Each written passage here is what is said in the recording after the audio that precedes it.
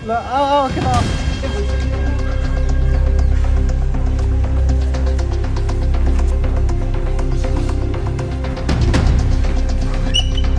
यहाँ त ठुलो पऱ्यो यार यहाँ पनि चिकुला अहिले त बुढामा हुनुहुन्न जस्तो छ यार यहाँ पनि चिकुला हुन्छ त यार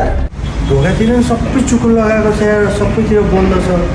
अन्त मन्दिरतिर आएको मन्दिरतिर पनि छैन कहाँ गयो होला यार ए छतमा हुनुहुन्छ होला एकचोटि जाउँ त हेर्न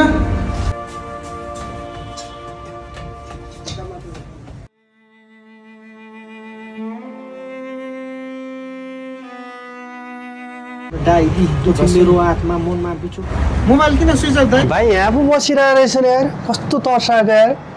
हामीले तिमीलाई कहाँ कहाँ खोज्यौँ भाइ यार हामी त कस्तो डरायो नि किन के भयो भाइ त्यस्तो डराउनु पर्ने कुरो के छ र केही नराम्रो कदम पो उठाउनु भयो कि भनेर नि दाइ तिमीले त्यतिसम्म सोच्ने भयो है किन र वीरेन दाइ म त्यति कमजोर देखिन्छु र होइन नि भाइ अब अहिले सामाजिक सञ्जाल खोल्ने बित्तिकै त्यस्ता घटनाहरू छटपष्ट देखिन्छन् त्यो भएर डर लाग्यो नि हो नि अस्ति भर्खर पनि हाम्रो गाउँकै केटो एउटा सामाजिक सञ्जालमा लाइभमा आएर आत्महत्या गर्यो न कतै तपाईँ पनि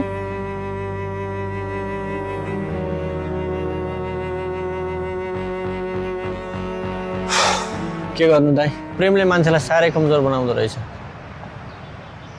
अब कमजोर भएर भयो त दाइ मासु भात पकाएर खानु पर्यो नि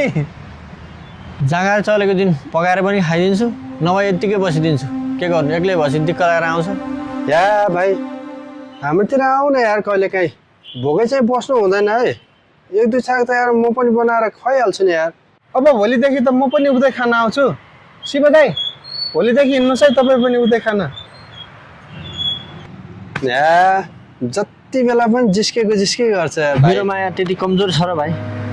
त्यस्तो होइन म यो समाजलाई देखाउन चाहन्छु कि चोखो प्रेममा कति ऊर्जा हुन्छ भनेर दाइ म यो समाजमा छुट्टै आफ्नो पहिचान बनाउन चाहन्छु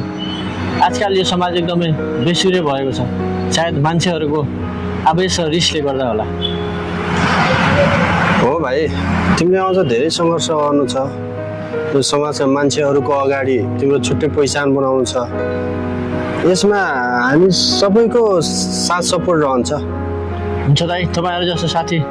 पाएकोले म आफूलाई गर्व महसुस गरिरहेको छु अझै तपाईँहरूको साथ पाइन्छ भन्ने आशा छ वाह वाह खतरा दाइ खतरा तपाईँ अब ऱ्यापर भइसक्नु भयो जेनजी स्पेन रेकर्ड गर्नुपर्छ त्यही गर्नु पर्ला दाइ अब प्रेमले गर्दाखेरि यस्तो स्थिति भयो